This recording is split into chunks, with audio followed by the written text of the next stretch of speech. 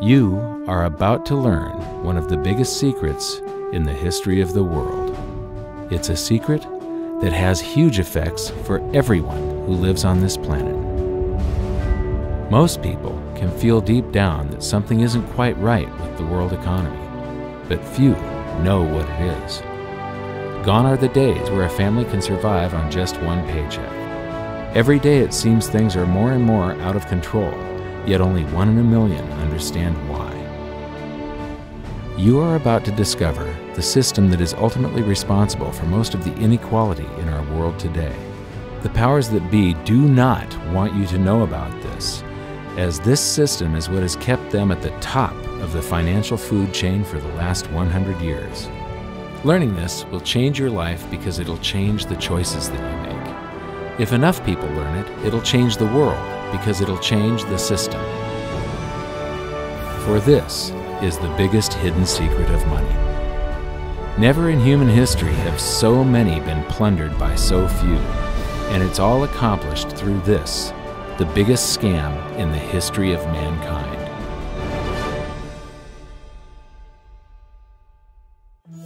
They say that money doesn't grow on trees, but the truth is that the modern banking system creates currency far faster than trees can grow. Most people don't have a clue how currency is created. Economists and bankers make it sound so complex that people think they can't understand it. But I'm going to strip our monetary system down to its essence so that you can see the scam behind the curtain and just how it affects you. Every modern society creates currency in pretty much the same way. But since the US dollar is the majority of the world's currency, I'm going to use the United States as our example. It all starts when some politician says, "Vote for me and I'll make sure the government provides you more free stuff than my opponent will." But there's no such thing as a free lunch. So to provide that supposedly free stuff, the politicians vote for the country to spend more than its income. This is called deficit spending. To pay for that deficit spending, the Treasury borrows currency by issuing a bond. So what's a bond? If you think about it, a bond is really nothing but a glorified IOU. It's a pretty piece of paper with numbers printed on it that says, "Loan me $1 trillion today, and I promise over a 10-year period I'm going to pay you back that $1 trillion plus interest." But what you need to understand is that Treasury bonds are our national debt. These glorified IOUs are to be paid back by you and I and our descendants through future taxation. Therefore, when the government issues a bond, it steals prosperity out of the future so that it can spend it today. The Treasury then holds a bond auction, and the world's largest banks show up and compete to buy part of our national debt and make a profit on it by earning interest. You'll notice that as we move through this process, the big banks are there, taking a cut every step of the way. This isn't by chance, as you'll see shortly. Then, through a shell game called open market operations, the banks get to sell some of those bonds to the Federal Reserve at a profit. To pay for the bonds, the Federal Reserve opens up its big old checkbook and writes bad, bogus, counterfeit checks that should bounce because they're drawn on an account that always has a zero balance. There isn't 1 penny in there. To quote from the Boston Federal Reserve, "When you or I write a check, there must be sufficient funds in our account to cover that check. But when the Federal Reserve writes a check, there is no bank deposit on which that check is drawn. When the Federal Reserve writes a check, it is creating money." The Fed then hands those checks to the banks, and at this point, currency springs into existence. The banks then take that currency and buy more bonds at the next Treasury auction. But what is a check? A check is also an IOU. When you write a check, you're making a note that says, "Here's my IOU for cash. All you have to do is go to the bank and pick it up." Now, it's very, very important that you understand this process because we're going to come back later and show you the devastating effect this has on you. The Treasury issues IOUs, bonds. The banks then buy those IOUs with currency. The Federal Reserve then writes IOUs, checks, and hands them to the banks in exchange for the Treasury's IOUs, the bonds. And currency is created. So what's really happening is the Federal Reserve and the Treasury are just swapping IOUs, using the banks as middlemen, and abracadabra, presto, currency magically springs into existence. This process repeats and repeats over and over again, enriching the banks and indebting the public by raising the national debt. The end result is that there's a buildup of bonds at the Federal Reserve and currency at the Treasury. This process is also where all paper currency comes from. The Federal Reserve and the government mistakenly call it base money because they didn't watch episode 1 of this series and they don't know the difference between money and currency. But I will correctly refer to it as base currency because it is not money. It is currency, and as we've learned, there is a big difference. Money has to be a store of value and maintain its purchasing power over long periods of time. We learned in episode 1 that earlier in our history, our paper currency was just a claim check. It was a representation for real money of intrinsic value, the gold and silver that was held on deposit at the Treasury. You could walk into any bank and slap your currency, like say a $20 bill, on the counter and redeem it for real money, a $20 gold piece. But now, this base currency that's piling up back here is really nothing but a receipt or a claim check on an IOU, that bond. So it's really nothing but a supply of numbers. The Treasury then deposits the newly created currency into the various branches of the government, and the politicians say, "Hey, thanks for that." And the government does some deficit spending on public works, social programs, and war. The government employees, contractors, and soldiers then deposit their pay in the banks. Now, this may come as a shock to you, but when you deposit your currency with the bank, you're not actually depositing it into an account to be safely held in trust for you. Instead, you're actually loaning the bank your currency, and within certain legal limits, they can do with it pretty much anything they please.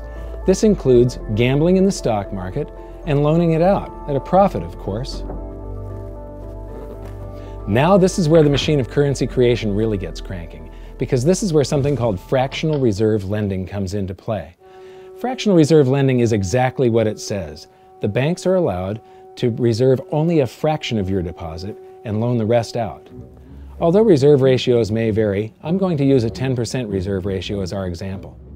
If you deposit $100 in your account, the bank can legally take $90 of it and loan it out without telling you. The bank must hold $10 of your deposit in reserve just in case you want some of it. These reserves are called vault cash. But why does your bank account still say you have $100 if the bank has stolen $90 of it? Because the bank left IOUs it created, called bank credit, in its place. Now I know this sounds crazy, but here it is in black and white from the Fed. Commercial banks create checkbook money when they grant a loan simply by adding new deposit dollars in accounts on their books in exchange for a borrower's IOU. These are nothing but numbers that the banks type into their computers. And even though these bank credit IOU numbers are very different from base currency numbers, because they only exist in computers, they are still currency. So now there is $190 in existence. Now the reason people take out loans from the banks is to buy something. They're going to buy a house or a car or something like that. So the borrower takes the $90 that the bank loaned to him from your account and he pays the seller of the item. But then the seller deposits that currency into his account and his bank loans out 90% of that and leaves bank credit numbers in its place. So now there's $271 in existence. This process repeats and repeats until under a 10% reserve ratio, an initial deposit of just $100 can create up to $1,000 of bank credit, all backed by $100 of vault cash, just 10%. But as I said, reserve ratios vary wildly. On some deposits, it's 10%, on others, it's 3%, and on some forms of deposits, reserve requirements are 0. The result is that the expansion of the currency supply by the banks is far greater than even this example would lead you to believe. So once again, when currency is deposited in the banks get to lend it out, and then it gets redeposited and relent, redeposited and relent, redeposited and relent over and over again, creating bank credit all the way. This is where the vast majority of our currency supply comes from. In fact, 92 to 96% of all currency in existence is created not by the government, but here in the banking system. Now, massive amounts of currency spewing into society may at first sound like a fun idea. That is, until you remember one of the most important hidden secrets of money from episode 1, that the prices of everyday goods and services act as a sponge on an expanding currency supply. The more currency we have, the more prices rise. This is where inflation comes from. The true definition of inflation is an expansion of the currency supply. Rising prices are merely the symptom. So our entire currency supply is nothing but a couple of bucks whipped up in this hocus-pocus scam where the Treasury and the Federal Reserve swap glorified IOUs, and a bunch of numbers that the banks just type into their computers. That's it. That's our entire currency supply. It's nothing but a supply of numbers. Some of them printed, most of them typed, and there is nothing else. But if you thought that was crazy, get ready to enter the twilight zone of modern economics. We work for some of that currency supply. True wealth is your time. But we trade away moments of our lives, hour by hour, day by day, and year by year, for numbers that somebody printed on pieces of paper or just typed into a computer. Now those numbers represent our blood, sweat, tears, labor, ideas, and talent. We are what gives the currency its value. But here comes the really cruel joke. We work hard so that we can save some of that currency, so that we can pay the tax collector. In the United States, it's known as the IRS. They then turn it over to the Treasury so that the Treasury can pay the principal plus interest on that bond that the Federal Reserve bought with a check drawn on an account that has nothing in it. Now let's do a recap on this section, because this is where the system begins to rob you and I on a massive scale.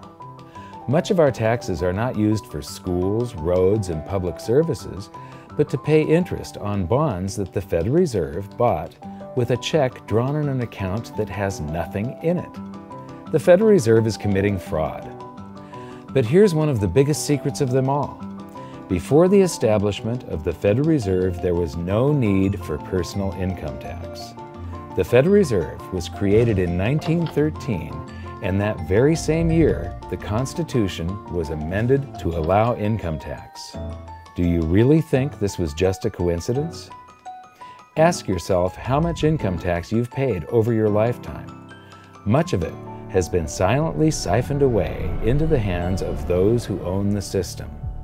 Yes, this system has owners. Who they are is an even bigger secret that we'll get to shortly. But first, we need to understand the mumbo-jumbo of the so-called debt ceiling. It's all based on a huge paradox. There was interest due on that bond, and there was interest due on every one of those loans that the banks made. That means that there is interest due on every dollar in existence. Let me ask you something. If you borrow the very first dollar into existence, and that's the only dollar that exists on the planet, but you promise to pay it back plus another dollar's worth of interest, where do you get the second dollar to pay the interest? The answer is that you have to borrow that one into existence and promise to pay it back with interest as well. So now there are $2 in existence, but you owe $4, and so on and so on.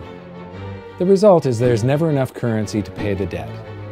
There is always more debt in the system than there is currency in existence to pay the debt. Therefore, the whole system is impossible. It is finite. It will come to an end one day. What would happen if the government stopped borrowing to do deficit spending? Are the payments on those treasury bonds going to stop? What would happen if the public stopped borrowing and going deeper into debt? Are your house and car payments going to stop? No. There is a payment due every month on the principal plus the interest on every dollar in existence, and those payments do not stop. If we stop borrowing, then no new currency is created to replace the currency that we used to make those payments. Whether you're making a payment on a loan or paying tax to make a payment on a bond, the portion of the payment that goes to pay off the principal extinguishes that portion of the debt. But the debt also extinguishes the currency. Currency and debt are like matter and antimatter. When they meet, they annihilate each other. If we just pay off the principal only on all the loans and bonds that exist, the entire currency supply just vanishes. So if we don't go deeper into debt every year, look what happens. The whole thing goes into a deflationary collapse under the weight of those payments. Politicians and pundits alike talk about balancing the budget, paying down the debt, and living within our means. They don't understand that that is deflationary. It is impossible to do under our current monetary system without collapsing the whole economy. This is why any talk of a debt ceiling is not only ridiculous, it's delusional. The system is designed to require ever-increasing levels of debt just to continue. And that's why politicians will always kick the can down the road and raise this so-called debt ceiling over and over again until the whole system finally collapses under its own weight. In other words, they don't want it to collapse on their watch. The Founding Fathers of the United States knew the dangers of central banking and fought to free themselves from this very thing. The Revolutionary War started out as a tax revolt, but now we must pay tax just to have a monetary system. Having just suffered through the hyperinflation of the continental dollar, which was printed into oblivion to finance the Revolutionary War, they understood the dangers of fiat currency and debt-based monetary systems. So to protect future generations from institutional theft and out-of-control government, they wrote into the Constitution that only gold and silver can be money for the simple fact that you can't print them. Our current system is not only unconstitutional, but it robs us of the liberty and prosperity our forefathers fought and died for. We are all feeling the effects of ignoring the Constitution right now. By forcing more currency into circulation, our purchasing power is diluted. Inflation is a slow and insidious stealth tax that is simply the result of this debt-based monetary system. This system empowers and benefits those who create the currency and receive it first, as they get to spend it into circulation before it has an effect on the economy. They're stealing purchasing power from you and transferring it to the banks and the government every hour of every day because of this false monetary system. And it's not like the people at the top don't know this. To quote the Federal Reserve, the decrease in purchasing power incurred by the holders of money due to inflation imparts gains to the issuers of money. This is a fraud. It is a pyramid scheme, it is a Ponzi scheme, it's a scam, and it's a lie. Our entire monetary system is nothing but a form of legalized theft. But here's the biggest con job of them all. The Federal Reserve is not federal, it has stockholders. There is no federal agency that has stockholders. What's a stockholder? A share of stock represents a percentage of ownership in a corporation. So the stockholders are the owners of that corporation. Therefore, the Federal Reserve is a private corporation with owners. And you can see it for yourself if you go to the Federal Reserve's website, and it will say, the stockholders receive an annual dividend of 6%. Now we know that the stock in the Federal Reserve was originally issued to the largest banks in the United States. But because of mergers and acquisitions through the years, you can't actually trace who owns the stock in the Federal Reserve. That's a very closely guarded secret. My guess would be that the owners are those primary dealers, the banks that get to make a profit by selling part of our national debt, those bonds, to the Federal Reserve, who buys them with a check from nothing. Then we pay tax to pay the principal and the interest on those bonds so that the Federal Reserve can pay the banks a 6% dividend. Don't be alarmed if you don't quite comprehend the deception of this system at first glance. Very few people do. It is purposely complex. The economist John Maynard Keynes once wrote, "By this means, government may secretly and unobserved confiscate the wealth of the people, and not one man in a million will detect the theft." I believe that presented correctly, anyone can understand this system, regardless of how complex it is. So let's do a recap and break it down even more. The way the system works is that, step 1, the government creates glorified IOUs. These bonds increase our national debt and put the public on the hook to pay it back. Step 2, IOUs are swapped to create currency. The Treasury sells the bonds to the banks. The banks then turn around and sell our national debt at a profit to the Federal Reserve, which they probably own. The Federal Reserve then opens its checkbook that doesn't have a penny in it and buys those IOUs with IOUs that it writes, checks, on a checking account that has a zero balance. Then they give those checks to the banks and currency just springs into existence, and then the whole process repeats. This results in a buildup of bonds at the Federal Reserve and currency at the Treasury, which is really just a supply of numbers. The Treasury then deposits the numbers in the various branches of the government, and we get to step 3. The government spends the numbers on promises, public works, social programs, and war. Then the government employees, contractors, and soldiers deposit their pay into the banks, and we get to step 4, where the banks multiply the numbers by magically inventing more IOUs through fractional reserve lending, where they steal a portion of everyone's deposit and lend it out. That currency gets redeposited, and then a portion is stolen again, and the process repeats over and over, magnifying the currency supply exponentially. Then we work for some of those numbers, which brings us to step 5, where our numbers are taxed. We pay tax to the IRS, who then turns our numbers over to the Treasury, so the Treasury can pay the principal plus the interest on bonds that were purchased by the Federal Reserve with a check from nothing. Then we get to step 6, the debt ceiling delusion. The system is designed to require ever-increasing levels of debt and will eventually collapse under its own weight because politicians always kick the can down the road. They don't want it to collapse on their watch. And finally, step 7, the secret owners take their cut. The world's largest banks own the Federal Reserve. Those banks make a profit selling our national debt to the Fed. They make a profit when the Fed pays them interest on the reserves held at the Fed, and the Fed pays them a 6% dividend on their ownership of the Fed. This system is fundamentally evil. It funnels wealth from the working population to the government and the banking sector. It is the cause of the artificial booms and busts of modern economies, and it causes great disparity of wealth between the rich and the working class. And it is only possible because we no longer use real money, we use currency. But worst of all, it is a form of enslavement. Bond is the root word of bondage. Whenever a government issues a bond, it is a promise to make us pay tax in the future. Nobody asked you if you wanted to pay tax today for the prosperity we all enjoyed in the last century. Nobody is asking our children if they want to work hard in the future to pay for the prosperity we're enjoying now. George Washington once wrote to James Madison, "No generation has the right to contract debts greater than can be paid off during the course of its own existence." By stealing prosperity from tomorrow so we can spend it today, we enslave ourselves and future generations. Now this all sounds pretty bad, but there is great hope, for you are the greatest threat to this false monetary system. This system relies on the public being ignorant of its workings. Please share this knowledge with everyone you know, because an informed public that fully understands the system can build a better future for generations to come. And now I leave you with this quote, widely attributed to a former director of the Bank of England. "The modern banking system manufactures money out of nothing. The process is perhaps the most astounding piece of sleight of hand that was ever invented. Banking was conceived in inequity and born in sin.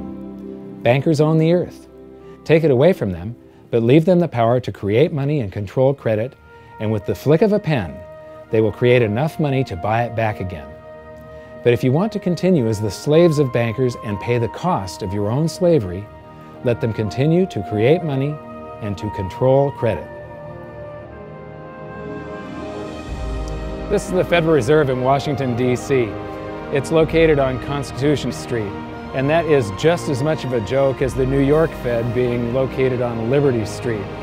Both of them are unconstitutional, both of them limit our liberty, and they transfer wealth away from us every second of every day to the Federal Reserve, to the government, and to the banking sector. You are now among the 1 in a million who can detect the theft of your prosperity. So the big question is, what can you do about it? 1. Watch this video until you can describe and teach it to others. Those who understand this system can make preparations for its unavoidable collapse and protect themselves. History shows that those who don't will probably be wiped out. 2. Share this video with everyone, especially those you care about. All it takes is a mouse click or two to get this message in front of millions. Post this video on Facebook, tweet it, email it to loved ones. Please share it wherever you can. 3. Join the conversation. The current world monetary system is based on a 300-year-old design meant to enrich a few at the expense of the many. There must be a better way. At hiddensecretsofmoney.com, we've created an open-source platform for the design and development of a new world monetary system. We're calling on every economist, every student, every college, every bright mind, and anyone who cares to join the discussion. In educating ourselves and each other, we can prevent the further loss of our freedoms and maybe, just maybe, win some of them back.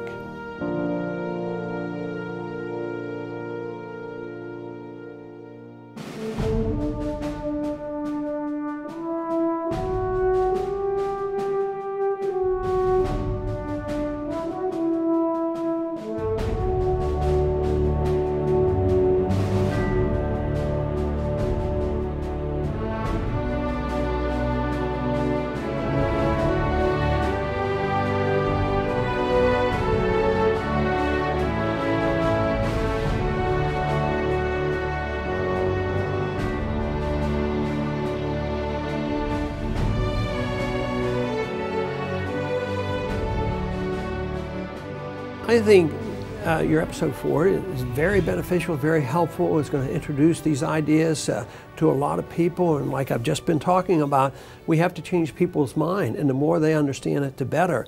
And I think we're at this point now where more people in the last several years, 4 or 5 years, have thought about the Fed than they ever have in the previous 95 years. So I think an explanation and diagrams to show it is very helpful, because quite frankly, they're not going to get it in their grade school, they're not going to get it in their high schools, they're not going to get it in college unless they're in a very rare circumstance to understand how this works. You know, for years before I got involved in really studying gold and some of the things I write and talk about today, I was a monetary economist for decades. You know, in your video, you talk about the primary dealers. I was chief counsel and chief credit officer of one of the largest primary dealers for 10 years. So I had an inside seat on the Treasury market and have the privilege of working with several former vice chairmen of the Board of Governors, Manley Johnson and David Mullins, going back to the 80s and 90s. So I'm very immersed in what you were talking about, and I thought it was extremely accurate, extremely clear. I didn't think you were stretching on any points. It was really like something out of a PhD course, except that it was very easy to understand. I think it's accessible. I think we're seeing a little bit of a revolution in communications in the following sense. You know, as you point out, the Fed was created in 1913. Well, in 1913, there was no web, there was no YouTube, no Twitter. There was really no one to kind of stand up and oppose the Fed or call them out, if you will, or really get into a discussion that everyday Americans could follow. That's not true now with social media and everything else. You can reach out to millions and tens of millions of people and tell them what's going on. I think you've done that. You've done it successfully. I applaud it. I think this is a great video. I look forward to seeing it again. I know millions of people will enjoy it. Well, as we know, the Federal Reserve believes it can create money out of thin air, not realize money is supposed to represent real products and services.